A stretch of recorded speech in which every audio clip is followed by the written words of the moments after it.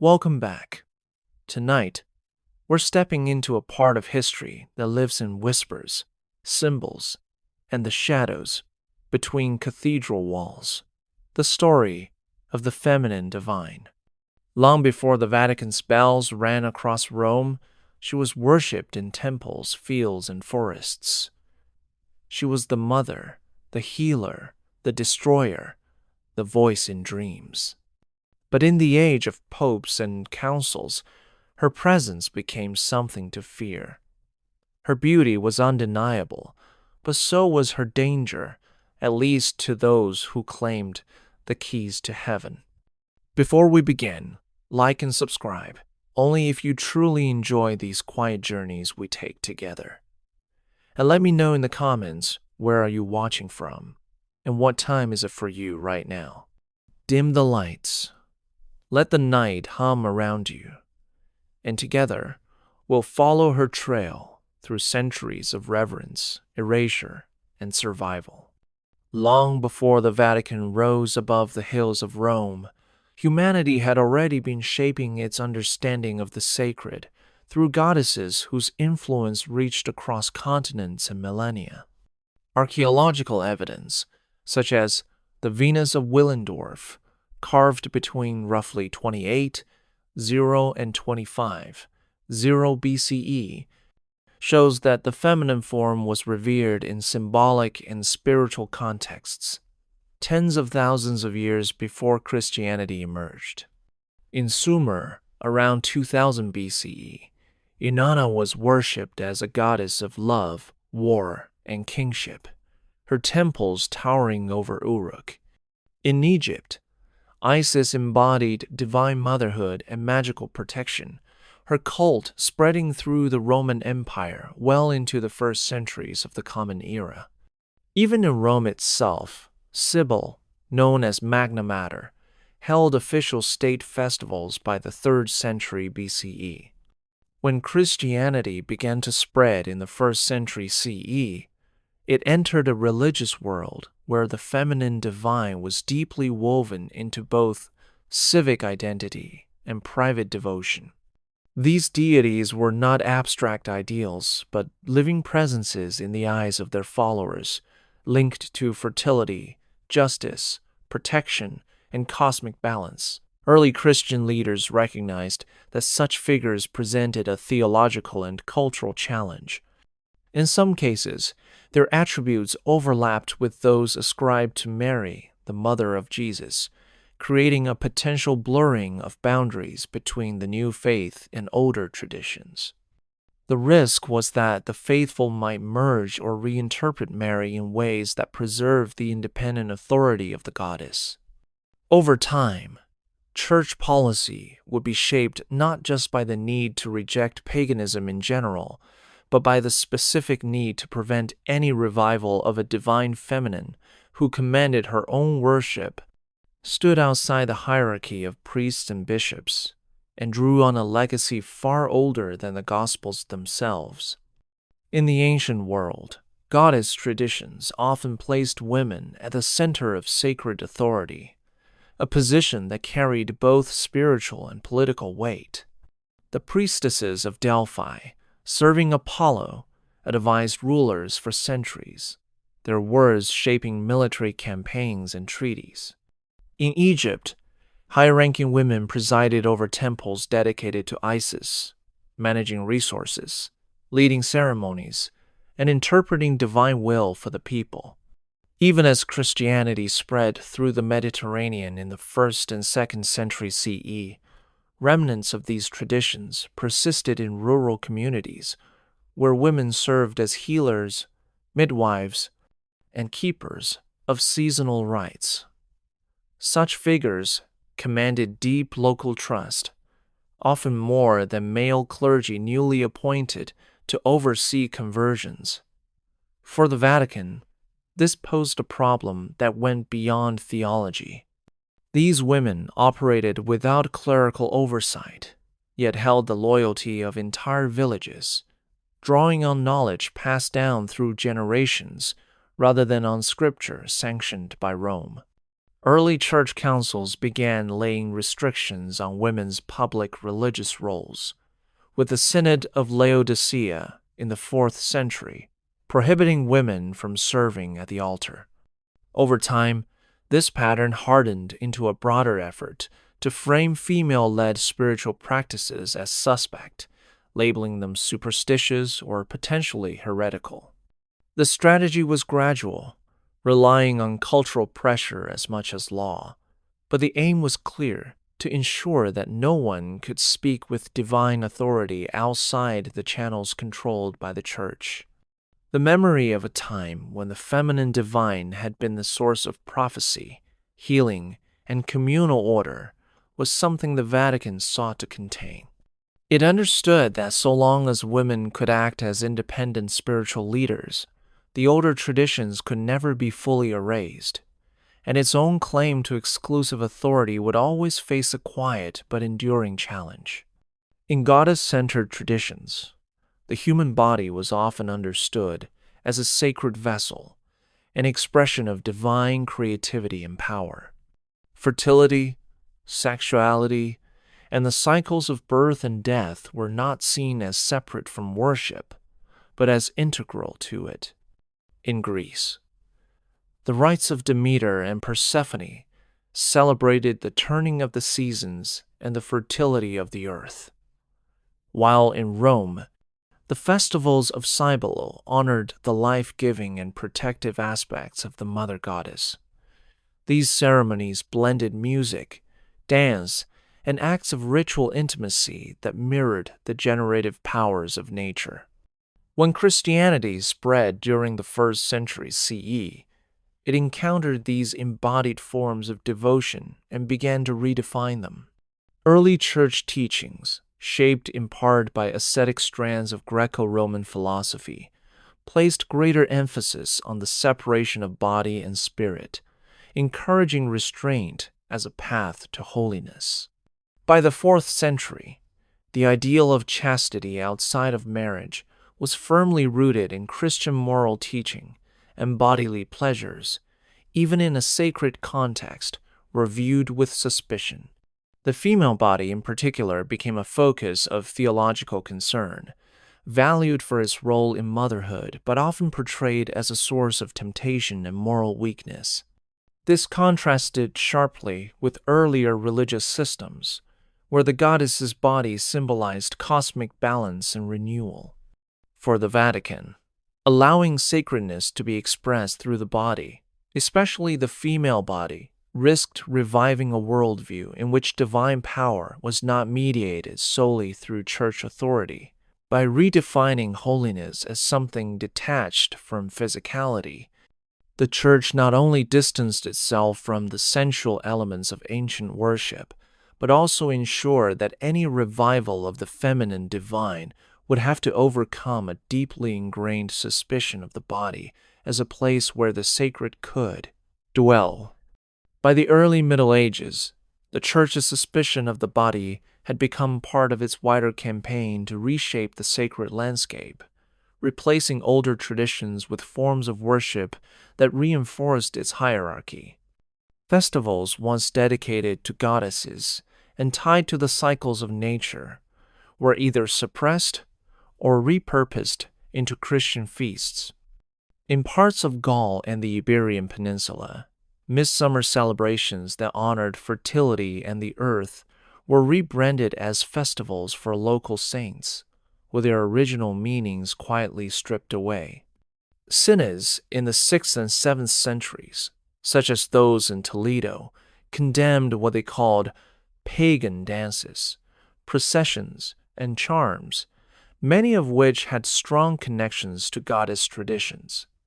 Yet in rural areas, these customs endured, often practiced in private or woven into Christian observances. Mary, the mother of Jesus, while venerated, was presented within narrow theological limits. She could be honored for her humility and obedience, but not as an independent source of divine power. This deliberate shaping of her image ensured that she would never be confused with the powerful goddesses of the ancient world, whose roles encompassed fertility, justice, wisdom, and sovereignty. By eliminating the sensual and celebratory aspects of sacred life, the Vatican could more effectively control the ways people experience the divine. The body was no longer celebrated as a direct channel to the sacred, but was framed as something in need of discipline, its impulses restrained under the guidance of the Church. This transformation not only curtailed the role of the feminine divine, but also redefined the relationship between the physical and the spiritual, making it clear that divine authority flowed from the altar and not from the rhythms of nature or the cycles of the human body. In the ancient myths and rituals dedicated to goddesses, the divine feminine often embodied both creation and destruction, a duality that balanced the cycles of life. Inanna of Sumer could descend into the underworld, strip herself of all power, and then return renewed, symbolizing both the vulnerability and resilience of life itself. Kali in the Hindu tradition, though outside the Mediterranean sphere, reflected a similar truth. She was both fierce protector and a relentless destroyer of evil. These aspects of the goddess were not contradictions, but complements, expressions of a power that embraced the full scope of existence. When the Church rose to prominence in late antiquity, it inherited a Mediterranean world where such figures were still remembered, even if their temples had been closed. The idea of a divine force that could punish as well as nurture stood in stark contrast to the image the Vatican wanted to present of God's authority mediated through an ordered hierarchy. The feminine divine's wrath was not bound by councils or papal decrees. It could manifest in storms, famine, or personal fate, answerable to no human institution. To a centralized church, this independence was dangerous. If people believed that divine justice could come directly through a female presence, then the monopoly on spiritual judgment claimed by bishops and popes was undermined. Over time, many such goddesses were recast in Christian narratives as demonic or monstrous, their protective ferocity rewritten as malevolent rage. Myths of avenging mothers or warrior queens were pushed to the margins, or preserved only in folktales. This transformation stripped the feminine divine of her authority to act as a cosmic equal to the masculine, ensuring that divine justice would be framed as something dispensed solely through the structures of the Church. Throughout the medieval period, the Church worked steadily to remove or reshape cultural memories of goddesses who had once wielded political as well as spiritual authority. In many pre-Christian societies, queens could also serve as high priestesses, their rule legitimized by divine association. In Egypt, Cleopatra VII still performed ceremonial roles linked to Isis, while in the ancient Near East, rulers like Semiramis in Assyrian tradition were remembered as both sovereign and sacred figure. Even in Celtic lands, sovereignty myths tied the right to rule to union with the goddess of the land. Such traditions granted women a political voice anchored in spiritual symbolism, something that directly conflicted with the Vatican's vision of an all-male clerical hierarchy. As Christianity spread through Europe, these models were replaced with the ideal of the obedient Christian queen, whose authority was derived from her husband or from the male-dominated church, rather than from an independent divine mandate. Canon law reinforced male dominance in governance, while sermons praised queens for piety, chastity, and charity, rather than leadership or sacred wisdom. Female figures who had once embodied national or tribal identity were either sainted in a way that removed their political power or vilified as dangerous relics of paganism. In this way, the Church could retain elements of their stories to aid conversion, while stripping away the parts that offered a model of autonomous female authority. The underlying fear was that allowing women to embody both spiritual and temporal power could fracture the carefully maintained order in which divine will was interpreted exclusively by men. By redefining the roles of queens and rulers, the Vatican ensured that the legacy of the goddess as sovereign would fade from public life, replaced by a vision of female sanctity firmly under ecclesiastical control. In the ancient world, the feminine divine often offered multiple paths to spiritual fulfillment, many of which bypassed the need for a central priesthood. Mystery religions dedicated to Isis, Cybele, or Demeter provided initiates with personal experiences of the sacred through rituals of purification, symbolic death, and spiritual rebirth. These initiations were deeply transformative, promising the individual not only divine favor in life, but a form of salvation or blessed afterlife. Such traditions relied on direct participation, where the initiate encountered the divine presence without the mediation of an institutional hierarchy. When Christianity established itself as the dominant religion of the Roman Empire, it sought to consolidate all spiritual authority within the Church. Alternate systems of salvation represented a profound challenge to that aim. If believers could experience divine transformation outside the sacraments, the Church's claim to be the sole gatekeeper of grace was weakened. In rural and coastal regions, echoes of these goddess-centered initiations persisted into the early Middle Ages, often blending with local customs. Pilgrimages to springs, caves, or ancient shrines continued, with people seeking visions, healing, or blessings tied to figures that the Church could not always reframe as saints.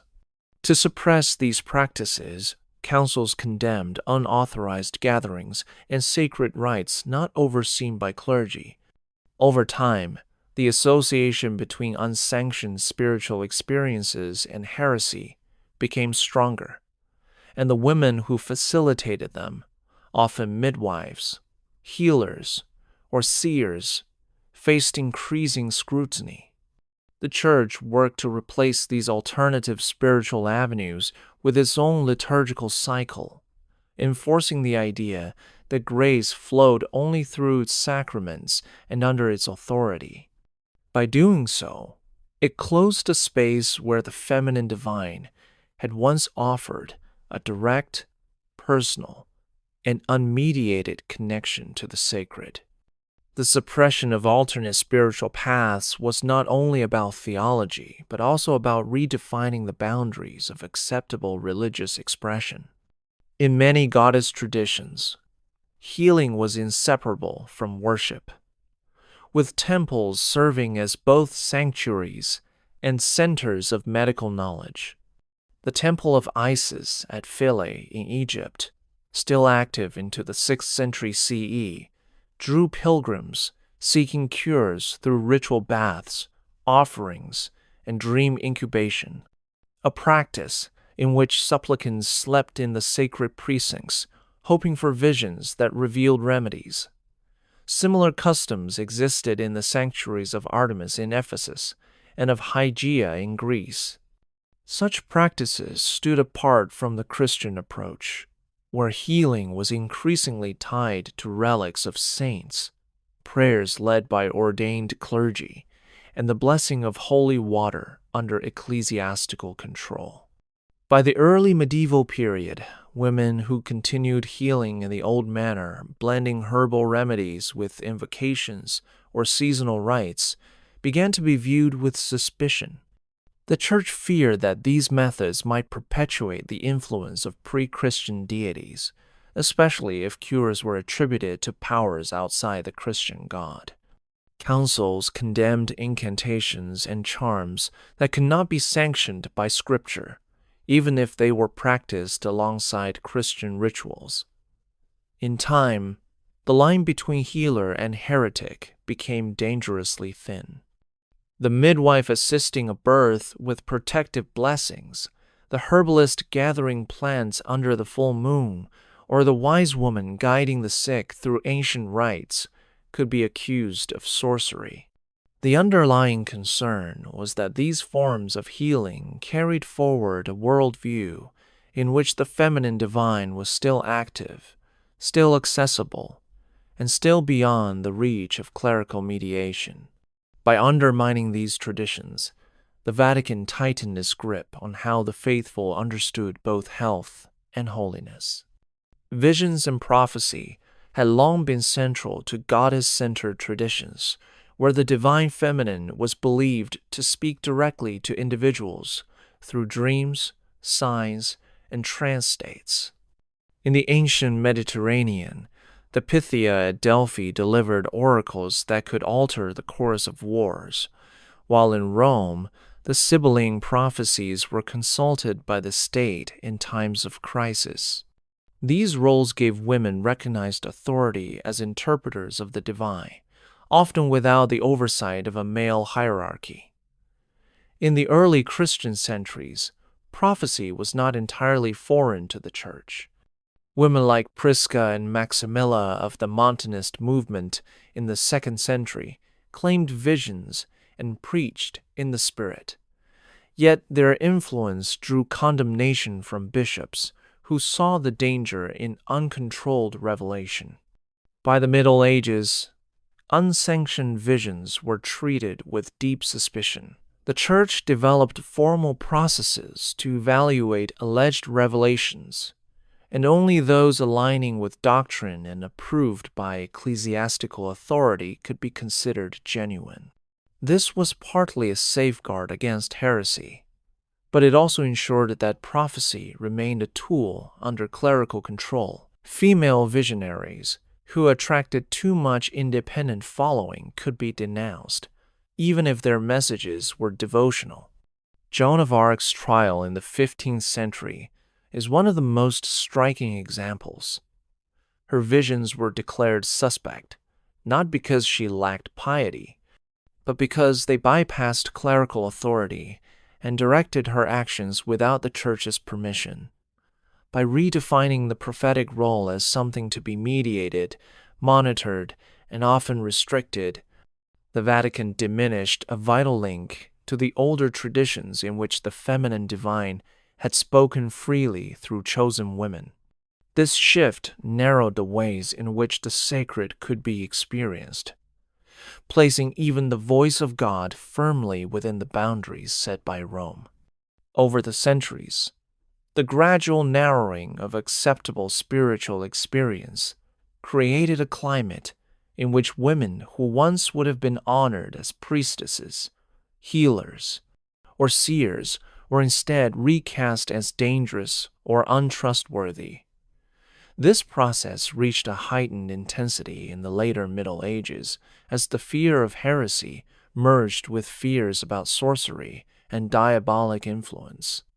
Theological writings such as the Malleus Maleficarum, first published in 1487, reinforced the idea that women were more susceptible to deception by evil forces, using selective biblical passages and medieval superstition to justify increased scrutiny. Although witch trials varied in scope and intensity across Europe, the suspicion often targeted women who maintained a measure of independence within their communities, especially those who possessed medical knowledge or claimed contact with the divine outside the sacraments. Midwives were accused of using charms during childbirth. Herbalists were suspected of invoking forbidden powers, and widows who spoke openly of visions risked charges of consorting with spirits. This was not only about rooting out perceived moral corruption, it was about eliminating rival channels of authority. If a community believed that a woman could bless, heal, or speak divine truth without the Church's sanction, then the Vatican's monopoly on grace and salvation was weakened. Trials and public condemnations served as both punishment and warning, signaling that no form of spiritual leadership was safe outside clerical oversight. In this way, the suppression of the feminine divine was not simply a theological disagreement with older traditions, but a systematic restructuring of society's spiritual framework, ensuring that all sacred influence flowed upward through a male-dominated hierarchy. By criminalizing the remnants of goddess-centered practice, the Church severed a connection that had endured for millennia between women and the sacred. The feminine divine was not bound to one culture or region, and it was this universality that made her especially difficult for the Church to contain. In nearly every part of the ancient world, she appeared under different names, yet carried familiar qualities: the nurturer, the protector, the bringer of justice, the giver of life. In Mesopotamia, she was Inanna, or Ishtar. In Egypt, Isis. In Greece, Athena, Demeter, or Aphrodite. In Rome, Venus, and Cybele. Even outside the Mediterranean, traditions in India honored Shakti, while in East Asia, Kuan Yin embodied compassion. This widespread reverence suggested a truth that the Vatican could not easily ignore. The idea of a feminine aspect to the divine seemed natural and deeply rooted in human spirituality. As Christianity spread, missionaries encountered local goddesses whose worship was woven into the identity of entire communities. Some of these deities were absorbed into the new faith as saints, their attributes subtly altered to fit Christian doctrine. Others were condemned outright, their temples destroyed, and their names branded as pagan idols. Yet in many cases, the old reverence persisted beneath the surface, hidden in festivals, agricultural rites, and oral traditions. The Church faced a paradox. While it sought to present itself as universal, capable of embracing all peoples under one God, it also had to suppress the universal appeal of the feminine divine, which transcended culture and creed. Acknowledging her fully would have meant admitting that sacred authority was not exclusive to the Christian tradition, and that divine power could be experienced in forms beyond those sanctioned by Rome. This tension ensured that, even when she was reimagined as Mary or another saint, her independent authority had to be carefully curtailed to protect the Church's claim to be the sole interpreter of divine truth. In many regions, the persistence of the feminine divine was not through open defiance, but through subtle adaptation, a process scholars call syncretism. Local communities often merged the identities of their ancient goddesses with figures from the Christian pantheon, allowing them to preserve aspects of the old devotion while avoiding direct conflict with the Church. In the Mediterranean, shrines once dedicated to Artemis or Diana were rededicated to Mary, yet the rituals tied to fertility, protection, and healing often continued with little change. In the Andes after Spanish conquest, the earth goddess Pachamama was associated with the Virgin, and offerings to her remained part of seasonal cycles. This blending allowed the traditions to survive, but it also meant that the Church inherited forms of worship it did not fully control. Official doctrine might insist that all honor went to Mary as the human mother of Christ. Yet, the devotion practiced by local people often treated her as a powerful intercessor with qualities far closer to the ancient goddesses than to the restrained figure promoted in theology. Pilgrimages to Marian shrines frequently involved rituals and offerings with no scriptural basis but deep cultural roots. From leaving flowers and food to invoking her blessing over crops and livestock. These practices revealed that the feminine divine could adapt to new religious systems without losing her connection to the land, the body, and the cycles of life. For the Vatican, this adaptability was both a problem and a necessity. While syncretism smoothed the process of conversion, it also meant that the older worldview remained alive, hidden within the very faith that claimed to replace it. Controlling that hidden continuity became an ongoing challenge for church authority. Among the most contested figures in Christian history is Mary Magdalene, whose portrayal has shifted dramatically over the centuries. In the earliest gospel accounts, she appears as a devoted follower of Jesus, present at his crucifixion and the first witness to his resurrection. These roles placed her in a position of extraordinary spiritual significance, yet by the late 6th century her image had been recast in a way that diminished her authority.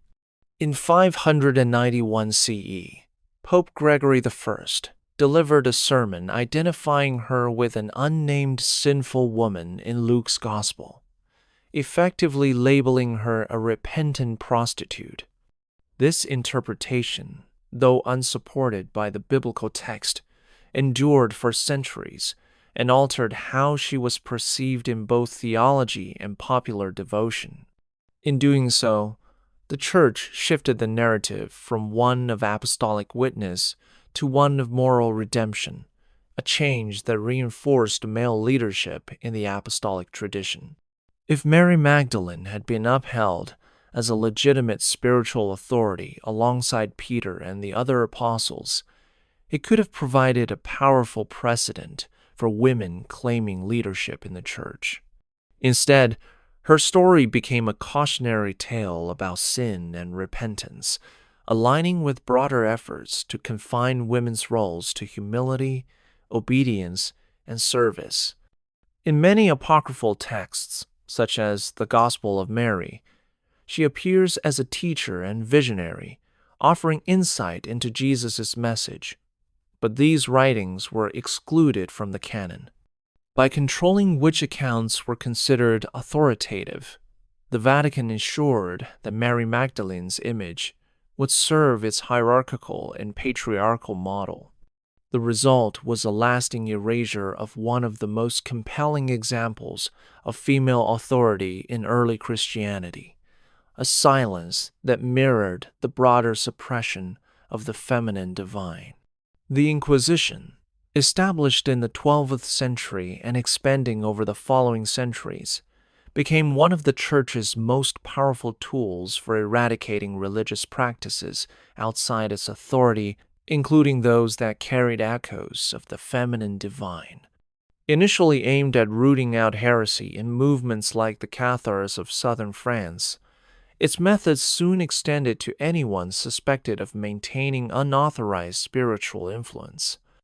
The Cathars themselves held beliefs that diverged sharply from Catholic doctrine, and while their theology was complex, some sources suggest that women held a more prominent spiritual role among them than in the Catholic hierarchy. Female prefecti could preach, teach, and perform rites, an arrangement that would have directly challenged the Vatican's restrictions on women's religious authority. The Albigensian Crusade, launched in 1209 with papal approval, was as much about destroying these alternate structures of power as it was about theological dispute. In the centuries that followed, inquisitors expanded their focus to include practices tied to folk healing, seasonal festivals, and visionary experiences, many of which were remnants of pre-Christian goddess traditions preserved in rural culture. The charge of witchcraft often served as a legal framework for eliminating these practices, even when no evidence of malefic intent could be found. By framing them as demonic in origin, the Church could position itself as the sole guardian against a spiritual danger, while dismantling any form of female-led devotion. The fear underlying this campaign was not only that such traditions contradicted doctrine, but that they preserved a way of relating to the sacred that was immediate, embodied, and independent of clerical mediation. The Inquisition's reach ensured that these alternate paths were not just suppressed, but driven underground, where they would survive only in fragments and whispers. Even within the walls of Christian churches, the echoes of the feminine divine sometimes persisted in ways the Vatican could not entirely erase. Medieval cathedrals and chapels across Europe contain carvings, stained glass, and symbolic motifs whose origins predate Christianity, often linked to earth goddesses or ancient fertility figures. In some cases, these images were incorporated intentionally to ease the transition from old beliefs to new, allowing local populations to see familiar symbols in the sacred spaces of the church. In others, they may have been the work of artisans carrying forward traditions they had inherited, perhaps without full awareness of their pre-Christian meanings. Figures such as the Sheela na gigs found in Ireland and Britain, stone carvings of female figures displaying exaggerated reproductive features, have puzzled historians for centuries. While their precise origins remain debated, many scholars believe they draw from fertility symbolism that the Church tolerated only in marginal or hidden locations. Similarly, some Gothic cathedrals display foliage-covered green men alongside Marian iconography, blending masculine and feminine aspects of the natural world in a way reminiscent of earlier pagan cosmologies. These survivals, whether accidental or deliberate, reveal the difficulty of fully erasing the feminine divine from the Christian landscape. The presence of such imagery suggests that, for ordinary worshippers, the sacred could still be imagined in forms that honored life, fertility, and the cycles of nature qualities long associated with a goddess. For the Vatican, these vestiges were reminders that visual culture could preserve what doctrine sought to forbid. While official teaching insisted on a singular, masculine-centered divine order, the stones and glass of the church sometimes told a more complicated story, one in which the feminine sacred still lingered, quietly watching from the margins of holy space. Take a breath. We've only scratched the surface. Subscribe to keep uncovering what's hidden. Legends and folk tales across Europe kept alive memories of powerful female figures long after the church attempted to suppress their open worship.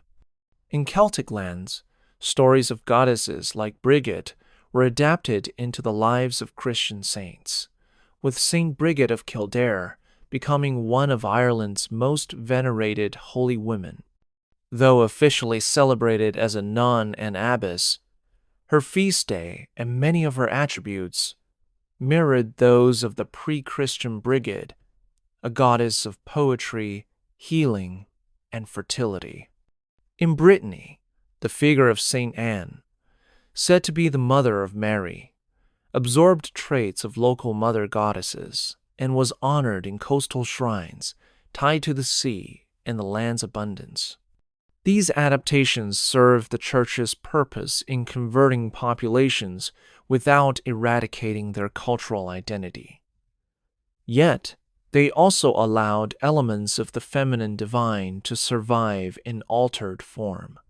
For villagers, the saint was not an abstract theological figure, but a living presence who blessed fields, healed the sick, and protected families' roles nearly identical to those of the older deities.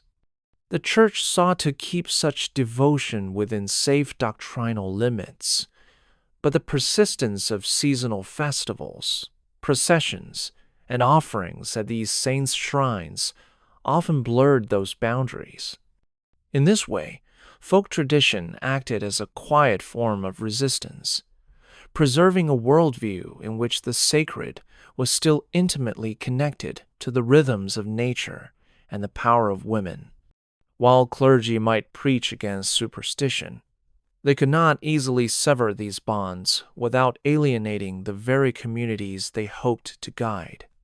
Thus, beneath the surface of Christian devotion, the feminine divine endured in the stories told by firelight, in the blessings whispered over seeds, and in the names carried forward from goddess to saint. One of the most enduring ways the feminine divine survived in Christian Europe was through the figure of the Black Madonna. Found in shrines across France, Spain, Poland, and beyond, these dark-skinned images of Mary often drew pilgrims from great distances, many of whom attributed miraculous healings and blessings to her intercession. While the Church officially recognized these statues as representations of the Virgin, their origins and symbolism have long been debated. Some scholars suggest they were influenced by earlier depictions of Isis nursing the infant Horus, a motif carried into Christian art as Mary with the Christ child. Others see in them echoes of earth goddesses tied to fertility, protection, and the cycles of the seasons. The locations of many Black Madonna shrines in caves, on mountaintops, or near ancient springs further hint at connections to pre-Christian sacred sites. Pilgrims often brought offerings of grain, flowers, or water, rituals that closely paralleled those once given to goddesses. While church authorities accepted these devotions, as long as they were directed toward Mary, the intensity of the pilgrim's relationship to the Black Madonna sometimes placed her outside the restrained Marian image promoted in theology. She was not only a distant queen of heaven, but an earthy, immediate presence who understood suffering, labor, and the needs of daily life. This closeness made her especially beloved among rural communities and women, for whom she seemed both divine and familiar. For the Vatican, the challenge lay in embracing the popularity of these shrines without allowing them to become centers of belief that might revive the older, independent power of the goddess. The Black Madonna thus became a bridge uniting official devotion with a much older and deeper current of sacred femininity that the Church could never fully contain. The connection between sacred places and the feminine divine proved especially difficult for the Church to sever, as landscapes themselves carried memories older than any cathedral. In many regions of Europe, hills, springs, groves, and caves that had once been dedicated to goddesses were simply rebranded as Christian holy sites. Pilgrims still climbed to mountaintops to pray, still cast offerings into sacred wells, and still tied ribbons to trees in the hope of blessings rituals with roots deep in pre-Christian belief. The Church often built chapels or shrines directly over these sites, a strategy that redirected devotion towards saints, while leaving the location's traditional power intact in the minds of local people. In Ireland, holy wells associated with Brigid became pilgrimage destinations for Saint Brigid, while in Spain, mountains once sacred to mother goddesses became sites of Marian apparitions. Yet the persistence of the older customs worried church leaders, who feared that the faithful might venerate the place itself or the spirit believed to inhabit it, rather than directing all honor to the Christian God. Instructions were issued against superstitious practices, such as circling a shrine a set number of times or leaving food offerings. Yet these prohibitions were rarely effective. The land carried its own sanctity, and for many, the figure of Mary or a saint was simply the newest name for an ancient guardian. This continuity meant that the feminine divine could survive beneath Christian symbols, quietly shaping the way people understood holiness.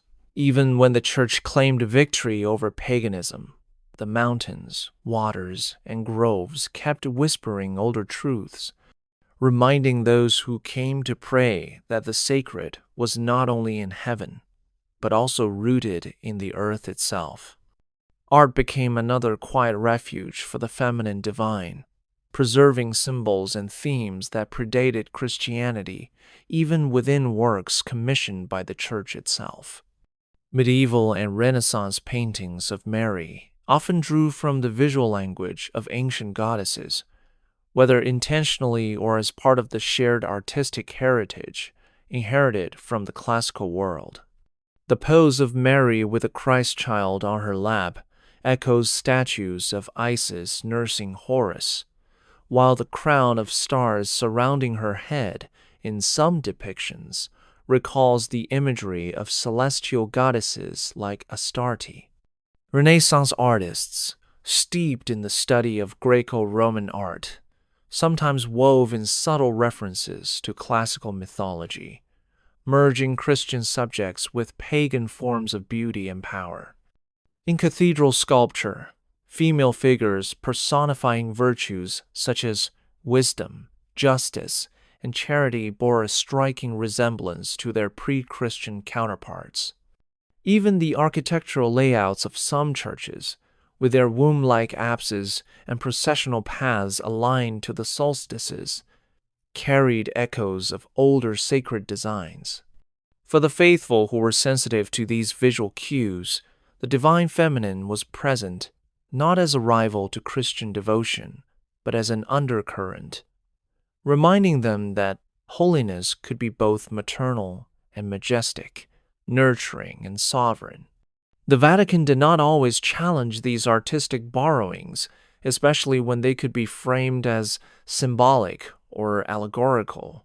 Yet, the survival of these motifs meant that the goddess endured in plain sight. Through marble, pigment, and glass, her image persisted not in open defiance, but as part of the very fabric of Christian art. In this way, the feminine divine remained visible, even in the heart of a religious tradition that sought to erase her independent authority. Theological writings themselves sometimes carry traces of the feminine divine, even when framed in strictly orthodox language. Mystics such as Hildegard of Bingen in the 12th century described visions of divine light, creation, and wisdom that often took on explicitly feminine forms. In her writings, Hildegard personified sapientia, holy wisdom, as a radiant woman who was both the breath of God and the creative force behind the universe. While the Church accepted her visions as orthodox, this portrayal echoed older traditions in which wisdom or creation itself was embodied in a goddess figure, such as Sophia in early Christian mysticism, or Maat in ancient Egypt. Other mystics, like Julian of Norwich in the 14th century, spoke of Jesus in maternal terms, describing his nurturing care as that of a mother feeding her children. Though fully aligned with Christian theology, these metaphors reintroduced a gentler, life-giving aspect of divinity that resonated with the ancient idea of the sacred feminine. The Church tolerated such language when it was couched within loyalty to doctrine, but it also ensured that these mystical visions were interpreted under ecclesiastical supervision. This allowed space for a feminine presence within spiritual experience, without granting her independent authority or public devotion. Yet, these writings reached audiences far beyond the cloister, influencing lay people who might have recognized in them a reflection of the goddesses their ancestors once revered. By allowing limited expressions of the feminine divine in mystical theology, the Vatican maintained control while inadvertently preserving elements of an older, more balanced vision of the sacred one, in which the divine could be both father and mother, ruler and nurturer, judge and protector. The survival of the feminine divine in Christian Europe was not always through imagery or doctrine, but often through music and oral tradition, where the boundaries of orthodoxy were easier to blur. Medieval hymns to Mary sometimes carried melodies and rhythms that had been part of pagan seasonal festivals, their words reworked to praise the Virgin instead of a goddess. In rural communities, carols sung at planting or harvest time often invoked Mary's blessing on the fields, echoing the older role of earth goddesses in ensuring fertility and abundance. Troubadour poetry in the 12th and 13th centuries, though ostensibly about courtly love, frequently described the beloved lady in terms that paralleled divine figures, idealized, exalted, and transformative, suggesting a lingering cultural reverence for the sacred feminine. Even within monastic settings, chant and liturgy could carry subtle allusions to earlier traditions, especially when composed by those familiar with classical literature. The Church, while closely guarding the theological content of worship, often allowed these musical forms to flourish so long as their words were orthodox, perhaps unaware of, or choosing to overlook, the deeper resonances they carried. Oral tradition made these echoes especially durable, as songs and verses could be remembered and passed on even when books were censored or destroyed. In this way, the feminine divine continued to be celebrated not in open defiance, but in the familiar and comforting rhythm of communal singing. The melodies, the refrains, and the imagery of nurturing, protection, and renewal ensured that her presence was never entirely forgotten. Whether in the solemnity of a cathedral choir or the simple harmonies of a village gathering, the sacred feminine found a voice that could travel across generations, hidden in plain sound. Seasonal festivals were another place where the feminine divine persisted, sometimes hidden, sometimes barely disguised. Across Europe, celebrations tied to planting, harvest, and the turning of the year often centered on female figures who embodied fertility, abundance, and the renewal of life. In pre-Christian times, these figures might have been goddesses such as Demeter, Freya, or local mother spirits tied to the land. As the Church sought to Christianize these festivals, it often replaced the goddess with Mary or a female saint, allowing the structure of the celebration to continue while altering its meaning. Yet, the old associations proved resilient. May Day festivities, with their garlands, dances, and crowning of the May Queen, retained the imagery of the earth in bloom and the blessing of feminine power. Harvest festivals often included the making of corn dollies or grain offerings, customs that had long been linked to goddess worship. Even the Feast of the Assumption in mid-August, honoring Mary's ascent into heaven, often coincided with older harvest rites, blending Christian devotion with the joy of abundance. While the Church permitted these gatherings under a sacred banner, it was aware that the spirit of the older traditions lingered. In many villages, the people honored Mary as both Queen of Heaven and Guardian of the Fields, a role not far removed from the agricultural goddesses of the past. This blending created a devotional life where the feminine divine could still be felt in the cycle of seasons, in the songs and dances that mark them, and in the communal acts of gratitude to the land. For the Vatican, such survivals were a compromise effective for conversion, but never fully erasing the deeper memory of the goddess who had once ruled the turning of the year. The feminine divine also endured in the realm of protective magic and household blessing, practices that the Church alternately tolerated, rebranded, or condemned, depending on the era and the region. In many pre-Christian traditions, women oversaw rituals to safeguard the home, livestock, and family members, invoking goddesses or ancestral spirits for protection. These rites often used objects like woven charms, blessed water, or amulets crafted from herbs and stones items, believed to carry the essence of the goddess's power. As Christianity spread, such practices were reframed under the invocation of saints, particularly Mary, but the structure of the rituals changed little. A charm once dedicated to Artemis might now be blessed in the name of the Virgin, yet the intent remained tied to the protective role of the sacred feminine. In rural Europe, women continued to recite protective prayers over cradles, doorways, and traveling husbands, sometimes blending biblical verses with older incantations remembered from mothers and grandmothers. The Church often attempted to regulate these customs by issuing approved blessings, but suspicion lingered that the faithful might be mingling Orthodox prayers with forbidden magic. By the late medieval period, the boundary between household blessing and witchcraft became dangerously thin. Women who practiced these rites without clerical oversight could be accused of summoning spirits or placing curses, even when their intent was purely protective. Yet for many communities, these women were indispensable keepers of the unseen boundaries between safety and harm.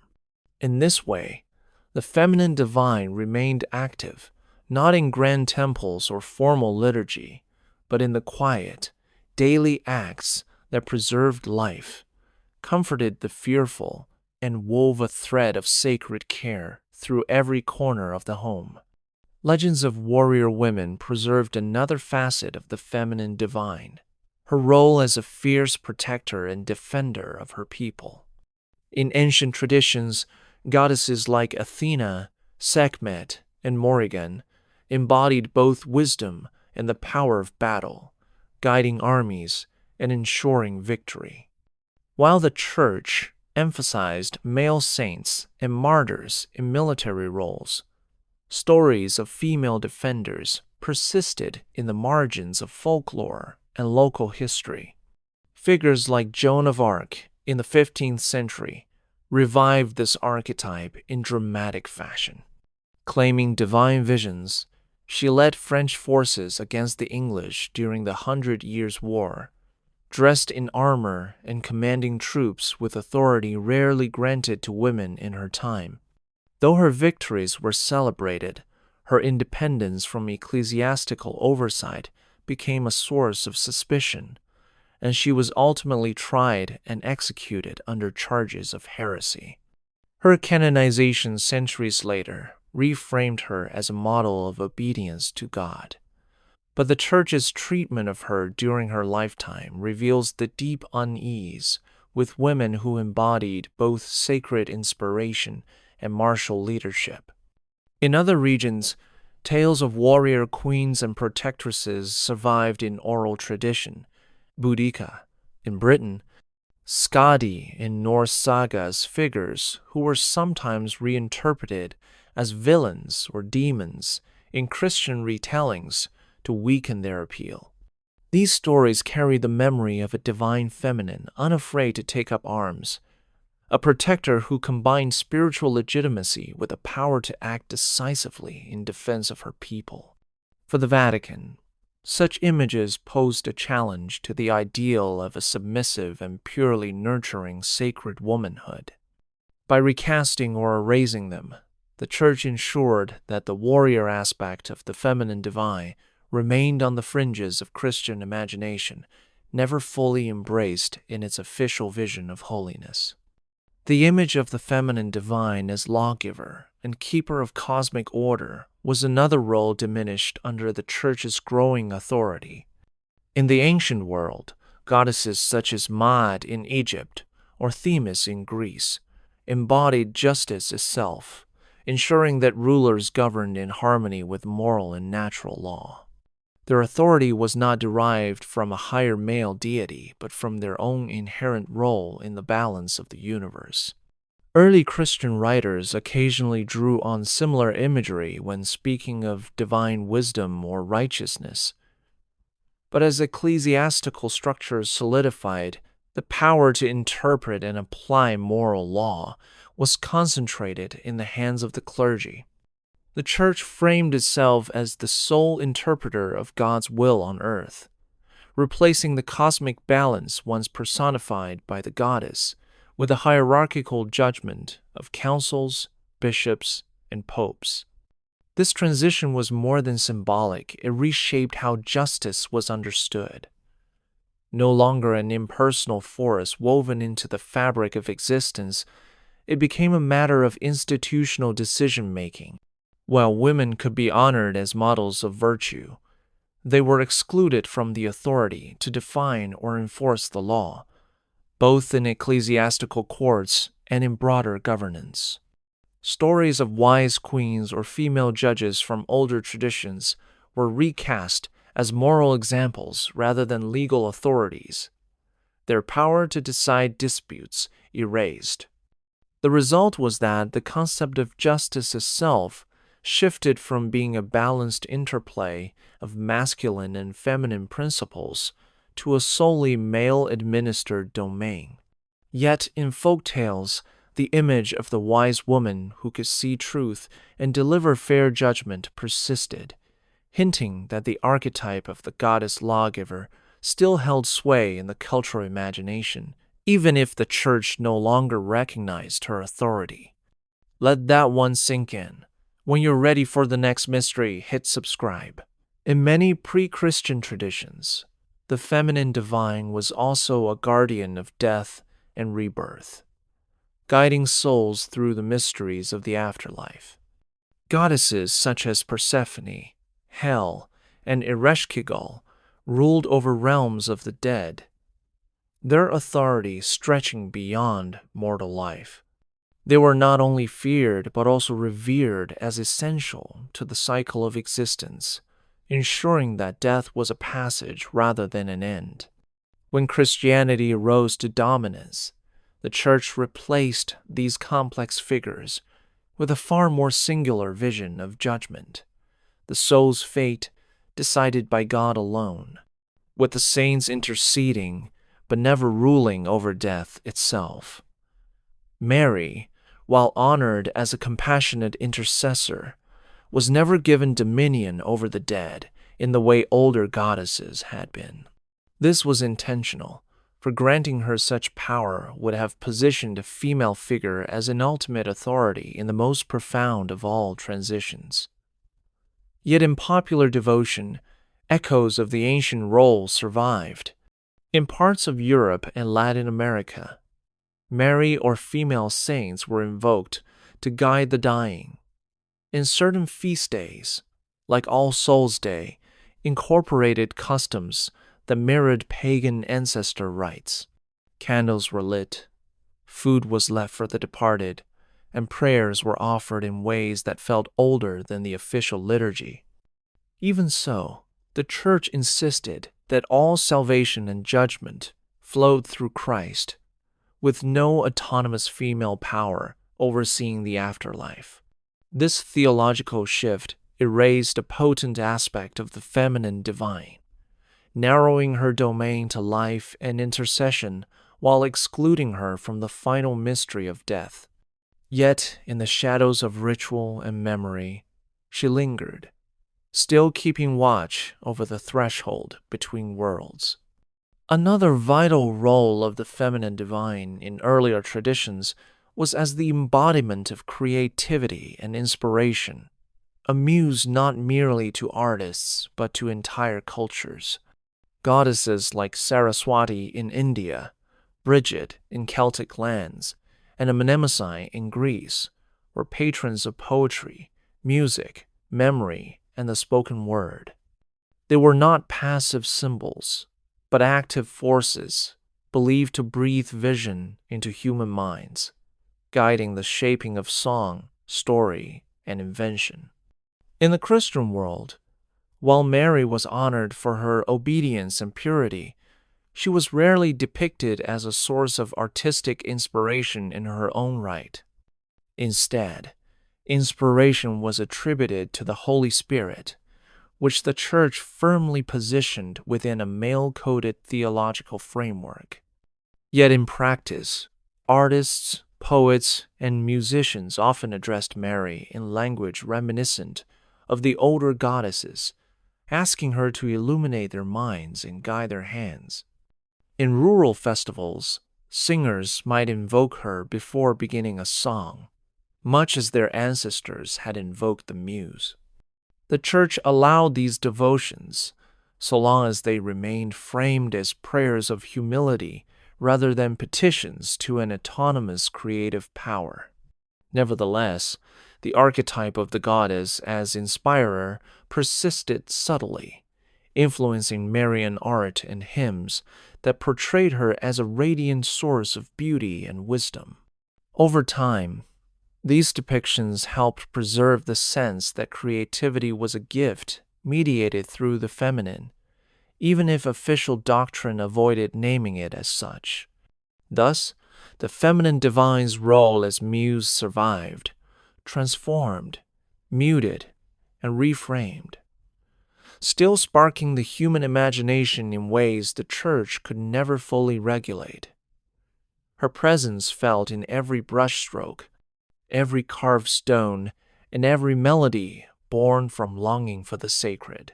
The feminine divine was also deeply connected to agriculture, not merely as a symbolic figure, but as an active guardian of fertility, planting, and harvest.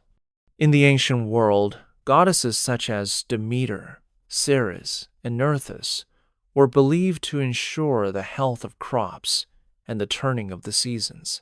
Their festivals marked planting and reaping, with rituals meant to secure abundance for the coming year. As Christianity spread, these roles were gradually transferred to saints and the Virgin Mary, yet the practical customs often remained unchanged. Fields were blessed with holy water at sowing time. Processions carried icons or statues through farmlands, and special prayers were said to protect against blight and drought. These rites often coincided with older pagan feast days, suggesting a deliberate overlap designed to ease conversion. Still, the Church grew wary of the persistence of agricultural practices that blended Christian symbols with folk charms, incantations, and offerings. Authorities issued repeated warnings against superstitious acts such as burying charms in the fields or invoking the name of a saint alongside older earth spirits. Yet these prohibitions rarely succeeded, for farming communities relied on these traditions as much for cultural identity as for practical need. For them, the sacred feminine was woven into the soil itself. Mary, or the saint, was simply the latest name for the ancient mother who fed her people. By keeping these rituals alive, even under altered names, the memory of the goddess endured in the life of every seed planted and every harvest gathered. For the Vatican, this quiet survival was both useful for maintaining devotion and threatening for its reminder that the Church had not fully replaced the older bonds between women, the land, and the divine. Water, perhaps more than any other element, has long been associated with the feminine divine. In pre-Christian traditions, rivers, springs, and wells were often personified as goddesses or nymphs, their flowing waters seen as both life-giving and purifying. Pilgrims visited these places to seek healing, fertility, and protection, leaving offerings to honor the spirit of the water. When Christianity spread, many of these sites were reconsecrated to saints, with Mary frequently replacing the older deities as the focus of devotion. Holy wells in Ireland and Britain, for example, were rededicated to Saint Bridget or the Virgin Mary. Yet visitors continue to follow rituals that bore little resemblance to official liturgy, circling the well a set number of times, dipping cloths into the water, or tying ribbons to nearby trees. The Church often tolerated these customs if they were framed as acts of Christian piety, but it remained uneasy with their resemblance to pagan rites. Attempts to prohibit such practices were only partially successful, as the sacred bond between water and the feminine was deeply ingrained in the culture. Water's dual role as a source of sustenance and a symbol of spiritual cleansing resonated with both old and new faiths, allowing the goddess's presence to endure beneath the Church's blessing. For many communities, the saint or Mary was simply the new guardian of the same waters their ancestors had venerated for centuries. In this way, the feminine divine continued to flow quietly through Christian Europe, her image mirrored in every still pool and every running stream, where prayers were whispered and offerings left in the hope of her enduring protection. In the ancient world, the feminine divine was often the keeper of sacred knowledge. Mysteries passed through initiation, symbols understood only by the initiated, and teachings that guided both the spiritual and practical life of a community. Goddesses like Isis in Egypt or Hecate in the Greco-Roman world were associated with hidden wisdom, capable of revealing truths about the cosmos, healing, and the soul's journey after death. When Christianity took root, the Church positioned itself as the sole guardian of sacred truth, claiming that all necessary revelation had been delivered through Scripture and Christ's apostles. Any independent source of spiritual authority, especially one linked to women, was viewed as a challenge to ecclesiastical control. Writings that portrayed the feminine as a source of divine knowledge, such as certain Gnostic texts, were denounced as heretical and suppressed. The Gospel of Mary, for instance, depicted Mary Magdalene receiving and teaching profound spiritual insights, but it was excluded from the biblical canon. Despite this, elements of the older mysteries found ways to survive. In some convents, women continued to study herbal medicine, astronomy, and symbolic theology, preserving fragments of a tradition in which female wisdom was valued. Folk healers, midwives, and storytellers became the unacknowledged heirs of this legacy, keeping alive an understanding of life and spirit that was intuitive, cyclical, and deeply connected to nature. The Vatican's concern was that such knowledge could inspire alternative spiritual movements, weakening the Church's monopoly on truth. Yet the allure of the feminine as keeper of mysteries remained strong, passed quietly from generation to generation, hidden in plain sight within prayers, charms, and stories told by firelight. Another dimension of the feminine divine that challenged the Church's framework was her role as a mediator between worlds, the human and the divine, the seen and the unseen. In many pre-Christian traditions, goddesses and priestesses served as intermediaries who could speak with gods, ancestors, and spirits, conveying messages back to the living. This role often placed women at the heart of community decision-making, as their visions and prophecies were considered vital guidance. Christianity centralized mediation through the male priesthood, declaring that only ordained clergy could administer sacraments or interpret God's will. Yet in practice, women continue to function as spiritual mediators, especially in rural areas. They might interpret dreams, offer blessings, or enter trance states during festivals and vigils. Some of these roles survived under the guise of Marian devotion. Pilgrims would seek visions or healing at Marian shrines, and women were sometimes believed to receive messages from the Virgin herself. Apparitions such as those at Lourdes or Fatima, though accepted by the Church after investigation, often began with visions experienced by young girls or women outside formal ecclesiastical channels. The Vatican treated these occurrences with caution, wary of endorsing any spiritual authority not firmly under clerical oversight. Still, these events reminded the faithful that divine messages could reach them through female voices, even if the Church sought to control their interpretation. The persistence of women as mediators kept alive the ancient archetype of the goddess or priestess who could stand between worlds, ensuring that, no matter how the hierarchy was structured, the sacred could still speak in a woman's voice. In earlier spiritual systems, the feminine divine was not confined to purity and passivity, but embraced the full spectrum of human experience, including sexuality as a sacred force.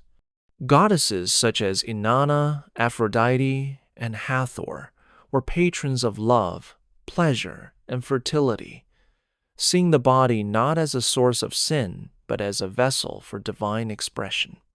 In many temple traditions, sexual union was intertwined with rituals of blessing and renewal, symbolizing harmony between heaven and earth.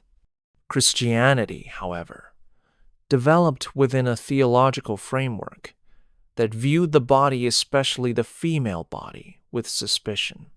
Sexuality was to be contained within marriage for the purpose of procreation, and desire was often framed as a temptation to be resisted. This shift not only erased the sacred dimension of sexual love, but also removed women from spiritual roles that involved embodying vitality and generative power. Mary was elevated as an exemplar of virginity and obedience, while female saints were often praised for chastity or for rejecting marriage altogether. The older archetype of the goddess who celebrated life through sensuality was recast as a dangerous seductress, a figure to be resisted rather than revered. Yet in folk traditions, remnants of the older view persisted. Seasonal dances, love songs, and fertility customs often retained an undercurrent of sacred joy in the union of lovers, even when cloaked in Christian symbolism.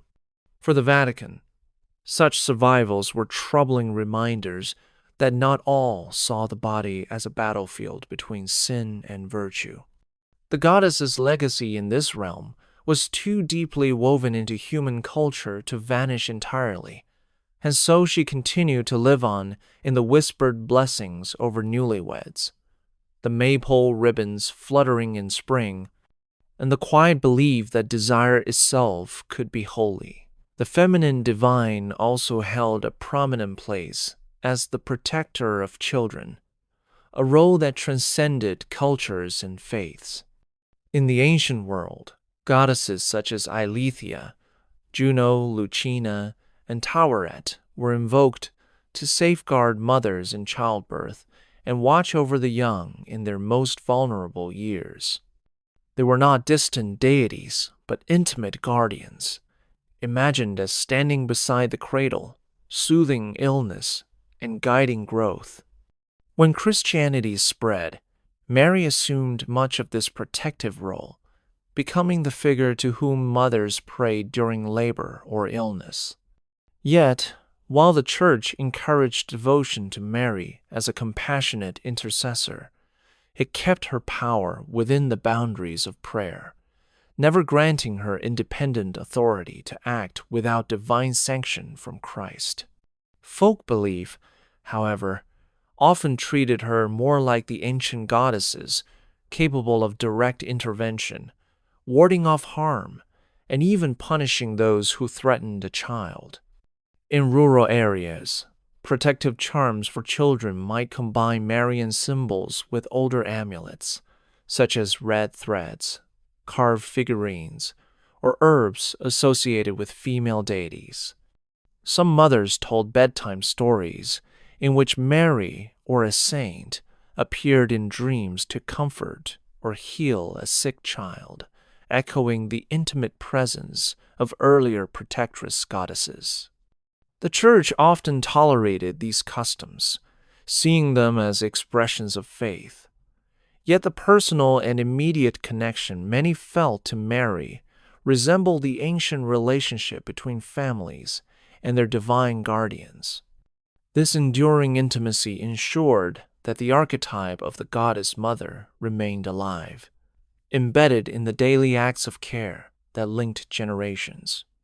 Even as theology shifted, the instinct to turn to the feminine for protection of new life persisted, carrying forward one of the most ancient expressions of the sacred. The goddess as healer was another role that endured in memory long after the Church sought to place all authority for healing in the hands of male clergy and approved physicians. In antiquity, deities such as Hygeia, Isis, and Ayurvedic goddesses in India were believed to govern health and medicine, guiding both physical cures and spiritual well-being. Temples dedicated to these figures often served as centers of herbal knowledge, midwifery, and holistic care. When Christianity took hold in Europe, much of this tradition was rebranded or suppressed. Healing shrines were rededicated to saints, and miraculous cures were attributed to relics or holy water under clerical control. Yet women, especially in rural communities, continued to act as healers, midwives, and herbalists, often blending Christian prayers with remedies rooted in pre-Christian lore. They might invoke Mary or a saint, but the structure of their healing rites echoed those once performed in the name of goddesses. This independence was double-edged. On one hand, these women were valued for their skill and compassion. On the other, they risked suspicion from the Church if their cures seemed too effective or their methods too unorthodox. By the late medieval period, accusations of witchcraft were sometimes leveled at such healers, particularly if their practices could not be easily explained or brought under ecclesiastical control. Still, the goddess healer archetype persisted, transformed into the village wise woman, the midwife, or the saintly nurse whose care bridged the realms of body and spirit. For many communities, her presence was not only a practical necessity, but also a spiritual comfort, embodying the belief that divine compassion could flow through a woman's hands to restore life and hope. Among the most enduring faces of the feminine divine was her role as the embodiment of nature's wild, untamed beauty forests, mountains, storms, and animals under her protection. In pre-Christian Europe, figures such as Artemis, Diana, and Fleedays were guardians of the hunt and the wilderness, ensuring balance between human need and the natural world. These goddesses were not merely gentle protectors, but fierce defenders of the land, capable of punishing those who took without respect. When Christianity became dominant, the wilderness was often recast as a place of danger, temptation, and spiritual trial, associated more with demons than with divine presence. Yet the allure of the wild goddess persisted in folklore. Tales of women who could call the deer, speak with birds, or command the winds continued to circulate in rural regions. In some areas, these stories merged with Marian devotion, portraying the Virgin as protector of shepherds, travelers, and those who worked the land. Pilgrimages to remote mountain chapels or forest shrines often retained traces of earlier worship, where the sacred was felt in the rustle of leaves and the sound of running water. The church sometimes allowed these sites to remain active, so long as their rituals were brought under ecclesiastical oversight. Still, the underlying sense that the feminine divine dwelt in the unshaped spaces of the earth could not be entirely erased. For many, the forest remained her cathedral, the mountain her altar, and the animals her companions, an unbroken reminder that holiness was not only in the carved stone of churches, but also in the living breath of the natural world she had always ruled.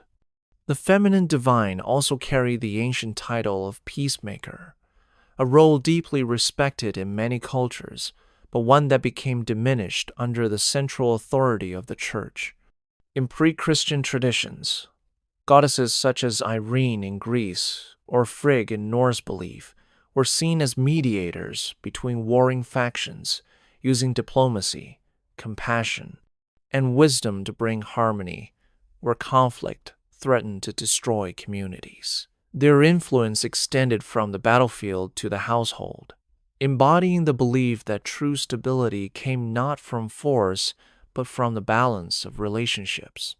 As Christianity spread, the church often claimed this mediating power for itself, with male clergy serving as arbiters in disputes. Mary was invoked as Queen of Peace, but her role was framed more as an intercessor in prayer than as an active negotiator in human affairs. In reality, women continue to act as peacemakers, especially in village life, settling quarrels, arranging marriages to mend rifts, and counseling those at odds. Some female saints, like Saint Catherine of Siena in the 14th century, briefly stepped into larger political conflicts, attempting to reconcile rulers and even advising popes. Yet, such involvement was exceptional and often met with unease from church leaders who preferred women's influence to remain indirect. Despite these limitations, the archetype of the goddess peacemaker survived in folk memory, reflected in stories of wise women whose counsel could end feuds and restore harmony. For many communities, peace was not simply the absence of war, but the restoration of right relationships, a vision deeply tied to the feminine. While the Vatican never fully embraced a woman's public role as a negotiator of peace, the quiet tradition endured, passed down in kitchens, at hearths, and in whispered advice that mended bonds long before official decrees were issued.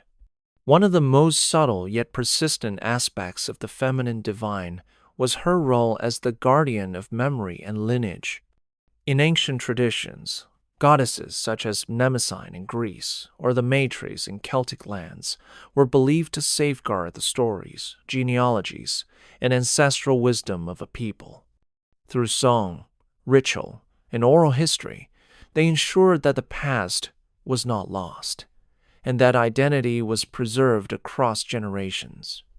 When Christianity became dominant, the church assumed the role of official record keeper, preserving history through monastic chronicles and scripture. Yet outside its walls, women continued to act as the living archives of family and community life. Grandmothers, mothers, and storytellers carried the lineage of names, lands, and shared struggles, often weaving spiritual lessons into the tales they told. Many of these stories contained fragments of older beliefs, wrapped in the language of saints and biblical parables, but preserving the same archetypal roles and moral truths from pre-Christian times. The church generally tolerated domestic storytelling, provided it did not stray into open heresy, but it kept the authority to define true history firmly in male clerical hands. Even so, the act of remembering, of keeping alive the deeds of ancestors and the cycles of the land remained closely associated with the feminine. In this way, the goddess as keeper of memory continued to live, embodied not in grand temples or official scrolls, but in the spoken word by the fireside, in lullabies, and in the whispered retelling of how a people came to be. For many, these women were the true historians, their memories a thread connecting the present to the deep past in ways no church record could match. The feminine divine was also linked to prophecy, a role that once granted women significant influence over spiritual and political life. In ancient cultures, prophetesses such as the Pythia at Delphi, the Sibyls of Rome, and the Vulvas of Norse tradition were revered for their ability to speak the will of the gods. Their words could guide kings, determine the timing of wars, or avert disaster. This authority came from the belief that the divine could choose any vessel, and that women often associated with cycles of nature and intuition were uniquely suited to receive visions. As Christianity grew, prophecy was redefined under strict theological boundaries. The biblical prophetesses, like Deborah and Anna, were acknowledged but framed as exceptions. And in the medieval church, prophecy was largely confined to male clerics or saints whose revelations had been vetted by ecclesiastical authorities. Women who claimed visionary experiences faced intense scrutiny. Some, like Saint Hildegard of Bingen or Saint Bridget of Sweden, were eventually celebrated, but only after their writings were carefully aligned with church doctrine. Others were silenced or condemned, especially if their visions criticized a hierarchy or proposed alternative interpretations of Scripture.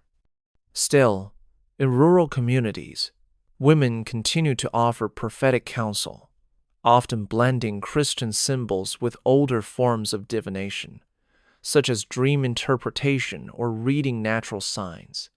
The Vatican viewed such practices with suspicion, associating them with superstition or witchcraft, yet could never entirely stamp them out.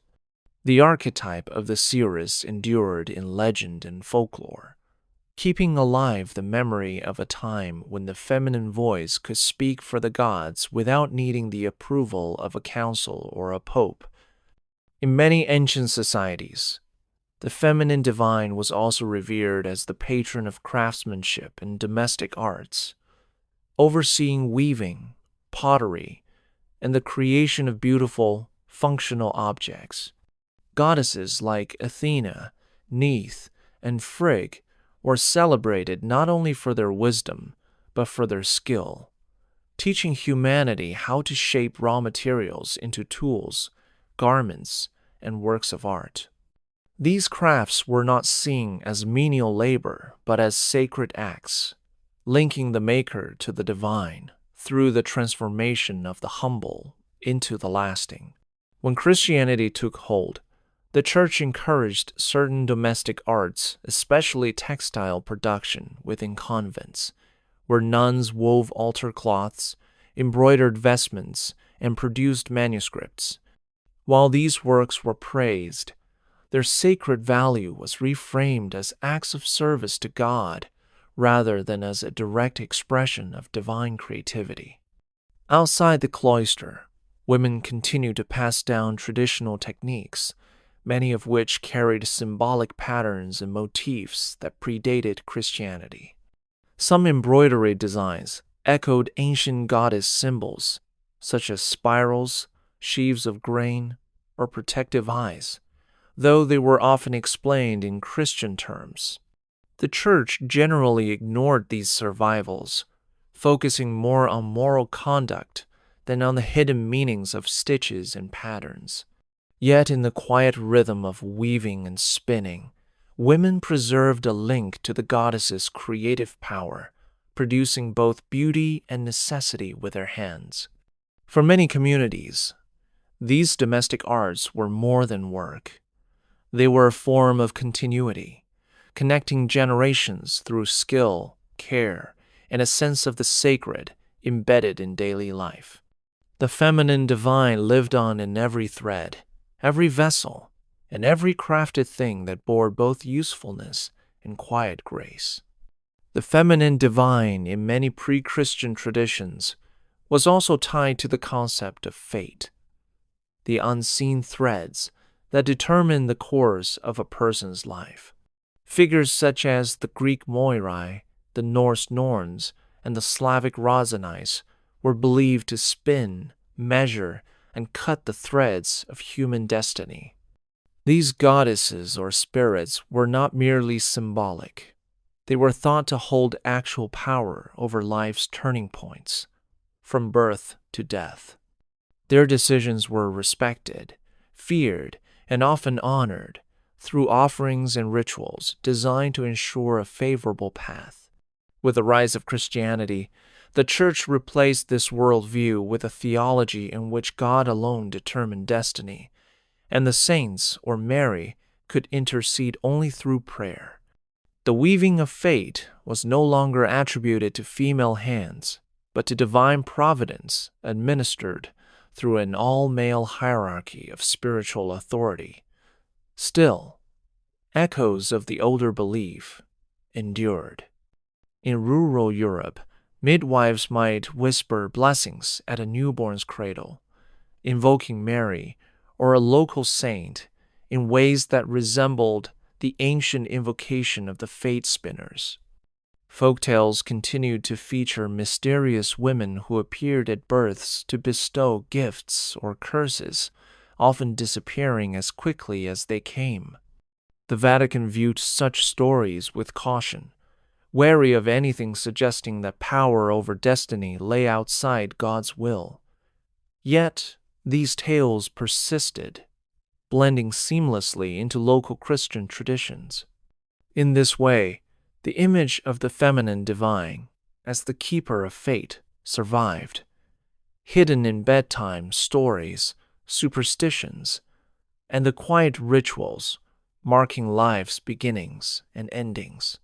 Though officially erased from doctrine, she lingered in the cultural imagination, her spindle still turning in the shadows.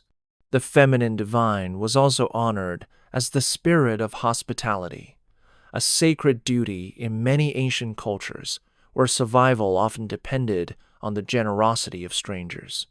Goddesses like Hestia in Greece or Vesta in Rome presided over the hearth, the center of both domestic and communal life, where warmth, food, and protection were offered to guests. To welcome someone was not merely a social courtesy, but an act of devotion, as every visitor could be a messenger or even a manifestation of the divine. When Christianity spread, the virtue of hospitality remained important, yet its sacred guardianship shifted from goddesses to saints and monastic orders. Mary was sometimes invoked as a symbol of welcome, particularly in depictions of the Nativity where she sheltered the Christ child. But the direct connection between feminine power and the sacred hearth faded. In rural households, however, the old customs endured. Women continued to bless bread before serving it to travelers, keep a flame burning through the night, and offer the best seat by the fire to newcomers. These acts, though now done in Christ's name, carry the same spirit as the rituals once dedicated to Hestia or Vesta.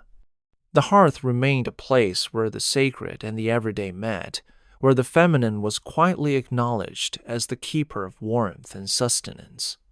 The Church rarely interfered with these traditions, perhaps recognizing that they reinforced Christian charity, but it no longer framed them as the domain of a divine female presence. Still, in the flicker of firelight and the sharing of bread, the ancient goddess of the hearth lived on, unspoken but felt, a silent guardian of both home and heart. In the ancient world, the feminine divine often appeared as a figure of righteous vengeance, a force that punished injustice, defended the innocent, and restored moral balance when human courts failed. Goddesses like Nemesis in Greece, Kali in Hindu tradition, and the Morrigan in Celtic lore were not gentle intercessors but fierce enforcers of cosmic law. They were called upon when wrongs needed to be avenged and order re-established. In Christian Europe, this aspect of the sacred feminine proved deeply problematic for the Church, which reserved ultimate judgment and retribution for God alone. Mary and the female saints were portrayed as merciful and forgiving, never as avengers. Yet folklore across Europe kept alive stories of women, sometimes saints, sometimes unnamed spirits, who punished oath breakers, oppressors, or those who harmed the defenseless.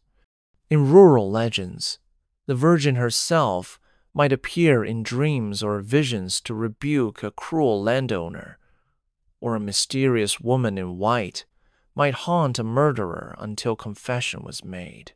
These tales often blurred the line between Christian morality and older, pre-Christian beliefs in divine justice administered by female hands.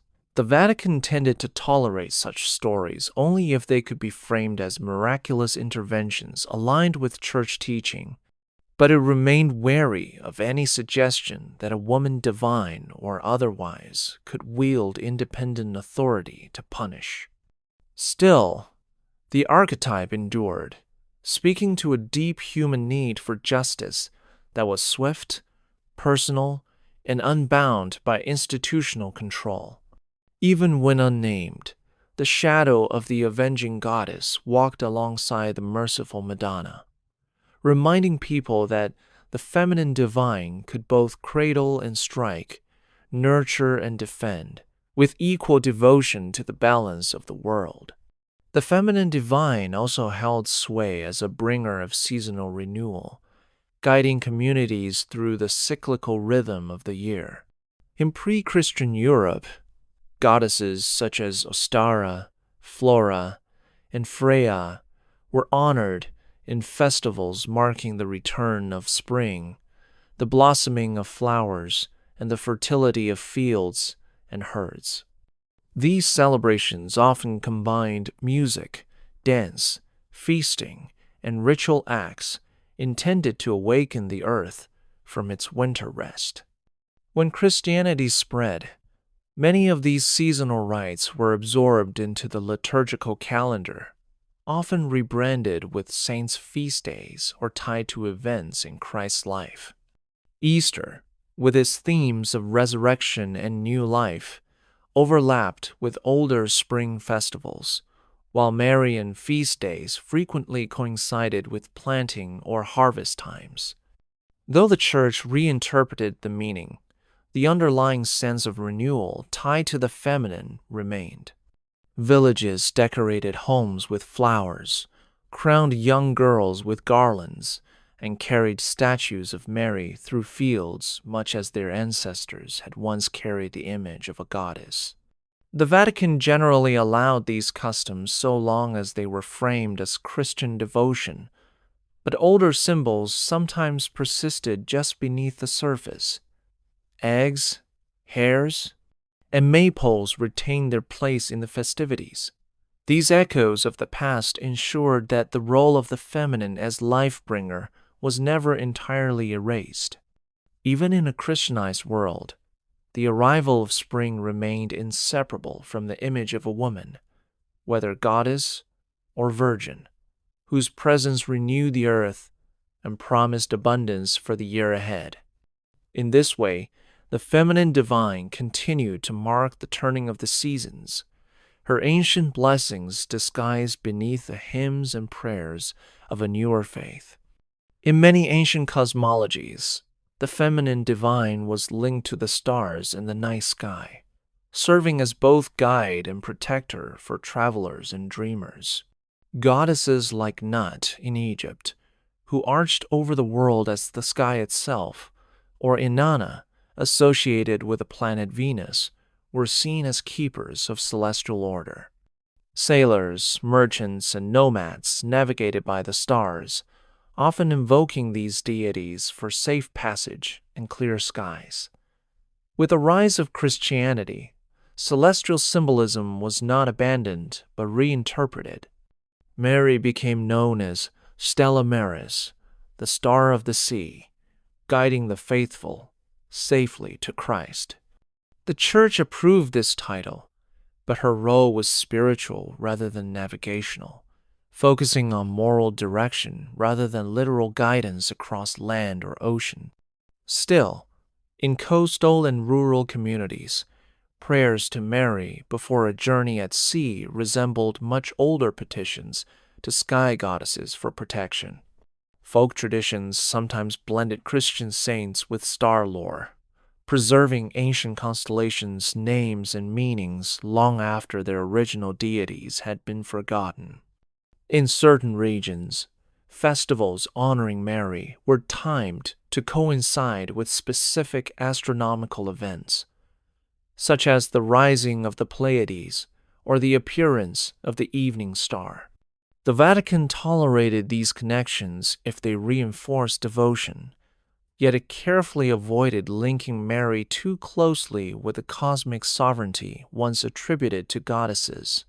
Despite this, the image of a woman shining in the heavens remained powerful in the collective imagination, whether she was seen as a mother watching over her children or as the eternal queen of the night sky. Through every starlit prayer and every journey begun under her gaze, the ancient role of the feminine as celestial guide endured.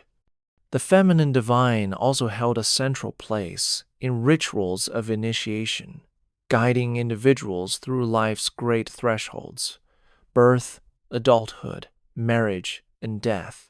In ancient societies, these rites were often overseen by priestesses or elder women who embody the goddess's wisdom, ensuring that each stage of life was marked with sacred meaning. Whether it was the coming-of-age ceremonies among the Celts, the mystery initiations of Demeter at Eleusis, or the bridal blessings in Vedic tradition, the feminine presence was seen as essential for transformation. When Christianity took root, it absorbed many of these milestones into sacraments, yet the officiating roles shifted almost entirely to male clergy. Baptism, marriage, and burial were now conducted by priests, with women largely relegated to supportive or symbolic roles. Still, in local communities, women often maintained informal authority over transitional moments. Midwives whispered blessings into newborn ears, mothers prepared brides with protective charms, and elder women washed and laid out the dead, chanting prayers that carried echoes of older invocations. The Church permitted some of these customs, especially when wrapped in Christian language, but discouraged anything resembling autonomous female-led rites. Even so, the archetype of the goddess as gatekeeper of life's passages persisted in folk practice, her presence felt in the quiet rituals that occurred beyond the church doors. In these moments, the feminine divine acted as the unseen hand guiding souls through change, ensuring that each threshold was crossed with both reverence and protection. While the Vatican claimed theological ownership of life's milestones, the deeper cultural memory still recognized the ancient truth that transformation, in all its forms, had always been a woman's sacred work. Rest your mind, you've earned it. But when the next veil lifts, be here. Subscribe. The feminine divine was also seen as the embodiment of mercy, a force capable of softening justice with compassion and tempering wrath with understanding.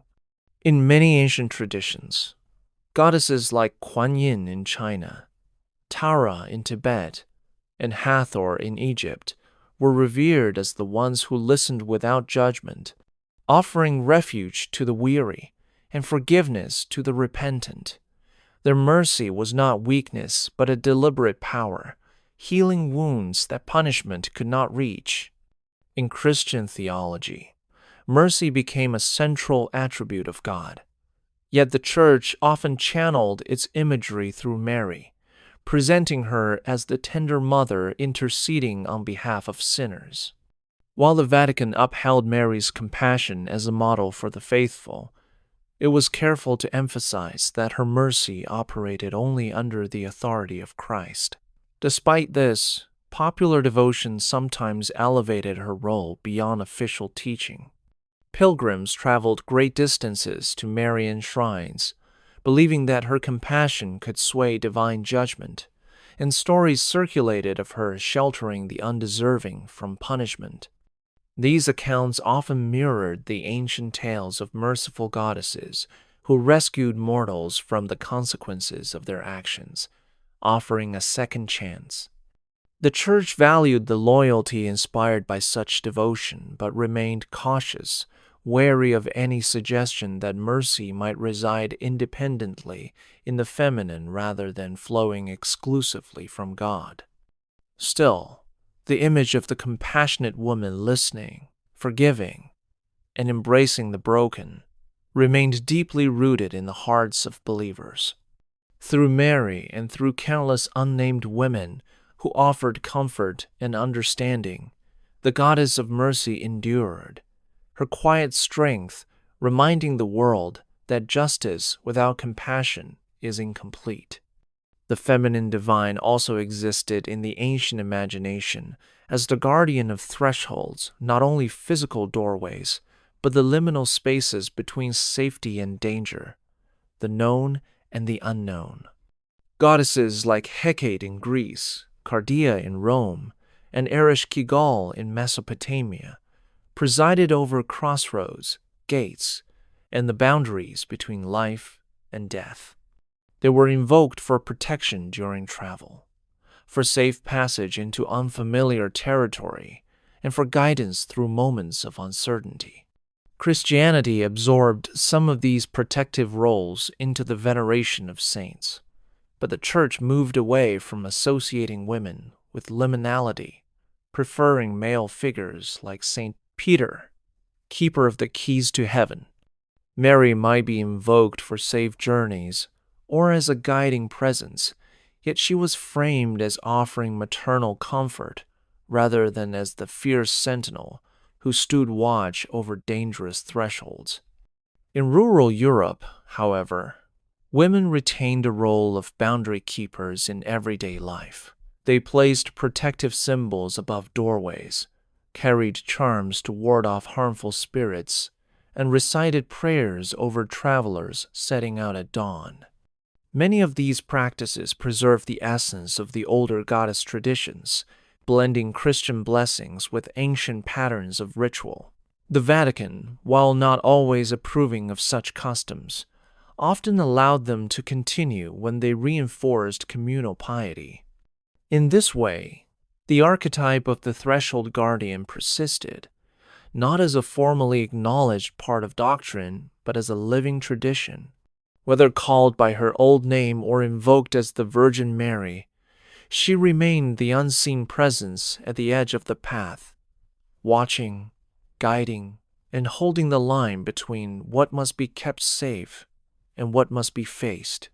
The feminine divine was also honored as the keeper of sacred law, not the written codes of kings and councils, but the older, unwritten laws of harmony, balance, and reciprocity.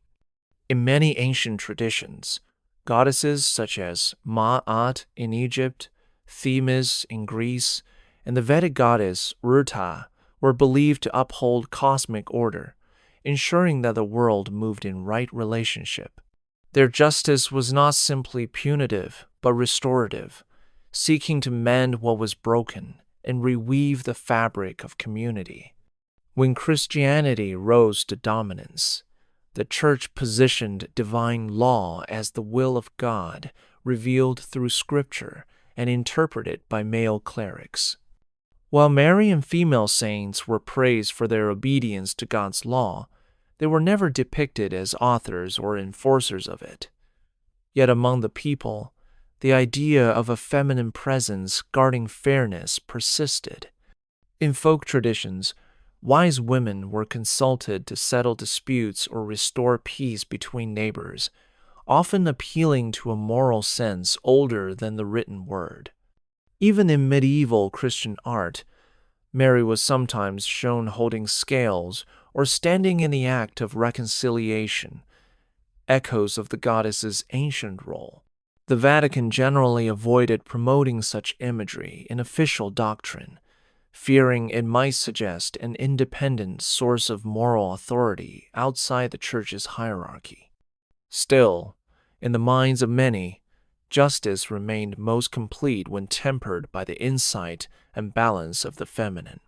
Whether in the throne room of an ancient goddess or the quiet council of a village matron, the keeper of sacred law survived, reminding humanity that true order is sustained not only by rules, but by wisdom, fairness, and the refusal to let power go unchecked. In many ancient belief systems, the feminine divine was linked to music, poetry, and the spoken word as a means of shaping reality.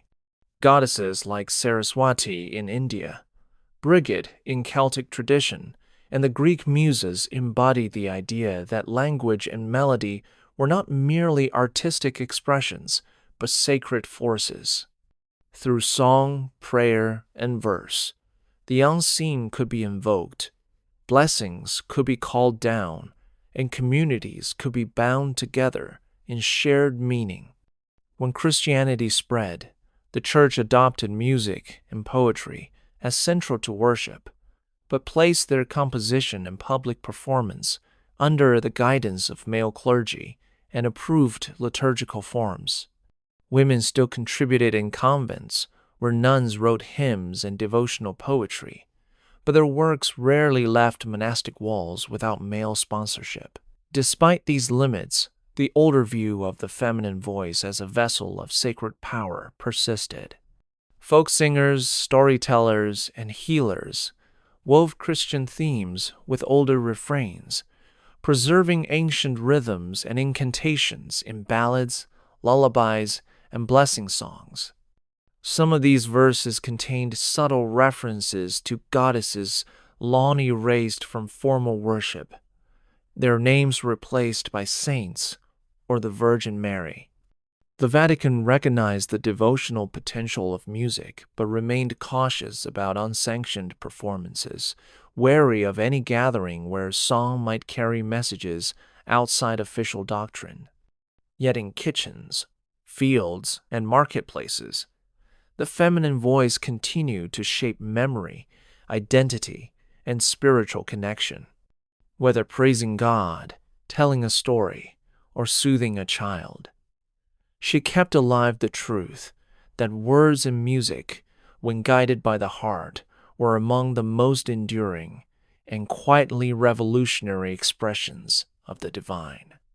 The feminine divine was also revered as a guardian of dreams, a role deeply valued in cultures where the boundary between sleeping visions and waking reality was porous. Goddesses such as Morphe's female counterparts in Greek myth, the Egyptian goddess Isis, and the Mesopotamian Nasha, were believed to send prophetic dreams, warnings, and guidance to those who sought them. These dreams were not idle fantasies, but channels through which divine wisdom could be revealed, influencing personal decisions and even political actions. As Christianity spread, the Bible's acknowledgement of dream messages such as Joseph's visions was preserved, yet the authority to interpret them was claimed by the Church. The feminine role in dream-keeping was diminished, with visions from women scrutinized for orthodoxy or dismissed as superstition. Despite this, women in rural communities often acted as interpreters of dreams, blending Christian imagery with older symbols such as animals, colors, and celestial signs. Many midwives, healers, and elder women kept dream books, sometimes passed down for generations, recording patterns and meanings drawn from both scripture and folk wisdom. The Vatican was wary of these practices, associating unsanctioned dream interpretation with magical thinking, yet could not fully suppress it.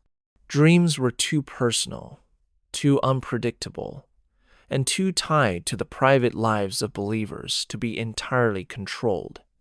The archetype of the goddess as dreambringer endured quietly, her voice speaking in the language of symbols and stories that crossed the threshold of sleep.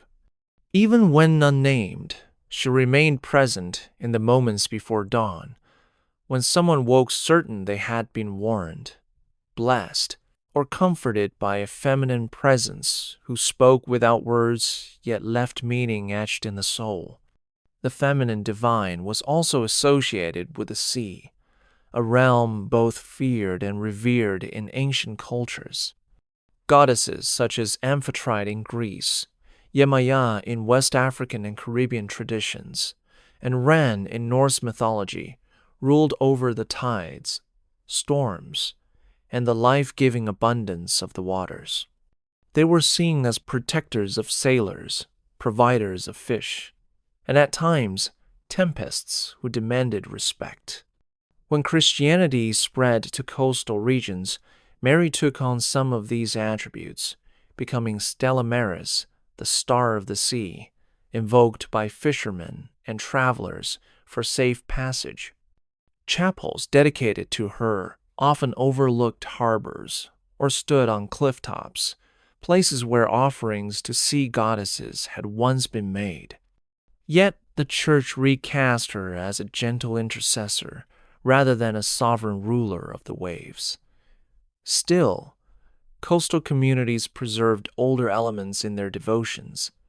Fishermen's wives tied charms into nets, sea captains poured wine into the water before voyages, and processions carried Mary's image to the shoreline in rituals echoing ancient offerings. The Vatican allowed such ceremonies if framed as Christian blessings, but the undercurrent of older belief remained strong. For those who lived by the sea, the image of a powerful, watchful woman governing the waters never truly disappeared. She was the one who could grant safe return or demand tribute, whose moods shaped the fate of entire communities. Whether called by her ancient name or as the Virgin, the sea's feminine spirit endured vast, unpredictable, and essential, reminding all who set sail that the waters were never wholly tamed by any faith. The feminine divine was also seen as a guide to the underworld, a role that bridged the realms of life and death. In many ancient traditions, deities such as Persephone in Greek myth, Ereshkigal in Mesopotamia, and Hel in Norse belief were responsible for receiving the dead, overseeing their journey, and maintaining the balance between the living and the departed. These goddesses were not always fearsome. Some offered comfort to souls in transition, ensuring they were not lost in the darkness. With the spread of Christianity, the Church reserved authority over the afterlife to Christ, angels, and male saints, casting most female associations with death as dangerous or demonic. Yet in rural areas, women often maintained roles as informal death guides. They washed and shrouded the dead, sat vigil through the night, and recited prayers or chants that bore echoes of much older rites. In some places, these rituals included offerings of bread, water, or candles acts that had once been part of goddess-centered funerary traditions. While the Vatican officially condemned practices it saw as pagan remnants, it often turned a blind eye when they were cloaked in Christian language. Folk tales, too, preserved the image of a mysterious woman appearing at the moment of death to lead the soul onward, sometimes identified as Mary, sometimes as an unnamed lady in white. This enduring archetype reflected a deep trust in the feminine as one who could guide the soul safely through the most profound passage of all. Even without official recognition, she remained in the collective memory a sentinel at the threshold, neither feared nor worshipped, but acknowledged as the one who could walk with the dying when no one else could follow. The feminine divine was also honored as the spirit of abundance, not merely in crops and livestock, but in the overall prosperity of a community. Goddesses like Demeter in Greece, Annapurna in India, and Habondia in European folklore were seen as the givers of nourishment, wealth, and general well-being. Their blessings were tied to the fertility of the land, the success of harvests, and the health of herds, but also to the prosperity of households and marketplaces. Offerings to these deities were often made at planting and harvest, with festivals that involved music, shared feasts, and the redistribution of goods so that no one went hungry. When Christianity took root, many of these celebrations were absorbed into saints' feast days or Marian festivals, but the link between feminine power and material abundance was softened, framed in terms of charity rather than direct divine provision. Mary was honored as a provider of spiritual grace, yet in folk practice, she often retained older roles, invoked for good harvests, protection of food stores, and the multiplication of resources in times of scarcity. The Church permitted certain customs, like blessing fields with holy water, but discouraged rituals that hinted at direct petition to a feminine force for wealth or plenty. Still, in marketplaces, kitchens, and granaries, the idea persisted that abundance had a feminine face, one that could open her hands in generosity or withhold her gifts if disrespected. This quiet survival of the abundance giver archetype ensured that even under the watchful eye of the Vatican, the people's gratitude at times of plenty and their prayers in lean seasons still rose toward a woman who had always been the keeper of life's fullness. The feminine divine was also linked to healing waters, springs, wells, and rivers whose touch was believed to restore health and vitality. In the ancient world, goddesses like Sulas in Britain, Coventina along the Roman frontier, and Anahita in Persia were worshipped at sacred water sites, where offerings were cast into the depths in exchange for blessings. These waters were seen as living presences, carrying both physical and spiritual renewal. When Christianity expanded, the Church frequently built chapels over such springs, rededicating them to Mary or local saints, yet often retaining the tradition of pilgrimage for healing. People came with ailments, drank or bathed in the water, and left tokens of gratitude rituals that echoed their pre-Christian origins. The Vatican cautiously tolerated these practices so long as they were framed as miracles of God, rather than the work of an independent feminine force. Still, in folk belief, the water's healing power was often personified, its source imagined as a woman who guarded and blessed it. Stories persisted of the Lady of the Well or the River Mother, who appeared to the devout or punished those who defiled her waters. Even Marian shrines at springs sometimes incorporated elements of older rites, such as tying cloth to nearby trees or walking barefoot around the well. The Church may have redirected the devotion, but it could not erase the deep association between feminine presence and life-giving water. Across Europe and beyond, the sacred well remained both a place of faith and a reminder that the feminine divine still flowed quietly through the landscape, unseen yet deeply felt by all who came to seek her blessings. The feminine divine, in her many ancient forms, was also revered as the keeper of hidden wisdom knowledge too sacred or dangerous to be placed in the hands of the uninitiated. Goddesses like Isis in Egypt, Sophia in early Christian mysticism, and Saraswati in India embodied the understanding that truth was not always meant for public proclamation, but for careful transmission to those prepared to receive it. In pre-Christian mystery traditions, women often played key roles as guardians of sacred texts, rituals, and symbols, passing them down in ways that preserved both their secrecy and their power. With the establishment of the Church, the control of sacred knowledge became centralized, and female roles in theological scholarship were almost entirely erased. Yet in the shadows of monasteries and rural homes, women continue to safeguard spiritual and practical wisdom. Herbal medicine, lunar calendars, seasonal rites that carried echoes of much older teachings. Sometimes this knowledge was cloaked in Christian imagery, with invocations to saints masking the remnants of goddess-centered instruction. The Vatican, wary of any unsanctioned doctrine, often labels such practices as superstition or heresy, but they endured because they were deeply woven into the life of communities.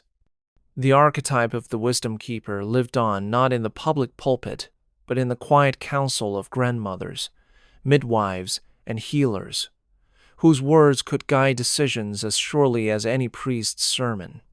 In this way, the feminine divine remained present, silent, subtle, and enduring, holding the keys to truths that no decree could fully erase, waiting for the moment when they would again be sought with reverence and trust. That was one layer. Take a moment, then subscribe, and we'll go deeper next time.